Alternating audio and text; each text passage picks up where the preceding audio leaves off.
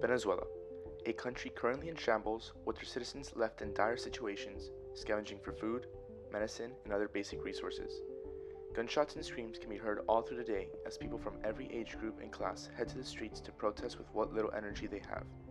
Their economic state is in current disaster, with their inflation rates being the highest in the world, where a single loaf of bread can cost over 500 bolivars.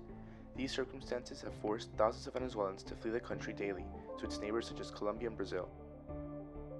But it wasn't always like this. This is Daniel Gonzalez from The Harbinger on the Venezuelan crisis. Venezuela was once one of the most richest countries in the world. In the early 1960s, Venezuela produced more than 10% of the world's crude oil and had a per capita GDP many times bigger than that of its neighbors Brazil and Colombia, and not far behind that of the US. Their success had no signs of stopping until the election of Hugo Chavez. After his election in 1999, things only got worse for the country. Once in office, he began increasing his term limit and power while undermining the National Assembly, essentially taking the power from the people and placing it upon himself. He then was re-elected another 2 times until finally passing away at 58 in 2013.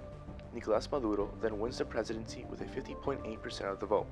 He attempts to follow in the footsteps of his predecessor, but lacks the intelligence and charisma to pull it off. This is when Venezuela really begins to feel the effects of poor management and a slow conversion to a dictatorship.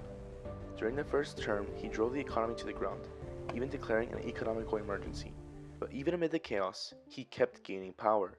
He ended up replacing the National Assembly with his own new pro-Maduro legislative body, called a National Constituent Assembly, granting him almost full control over the country. There seemed to be no hope left for the dying country until January 23, 2019, when Juan Guaido, who leads the National Assembly in Venezuela, declares himself the interim president. The reason he could just declare himself the president is due to a technicality in the country's constitution.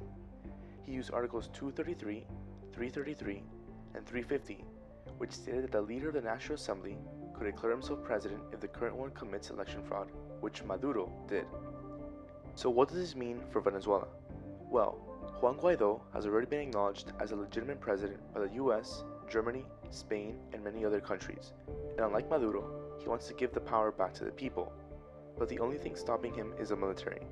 So far, the Venezuelan military still acknowledges Maduro as president, but as the sanctions by the rest of the world in protest, and as the military starts to turn, Venezuela's crisis might soon be coming to an end.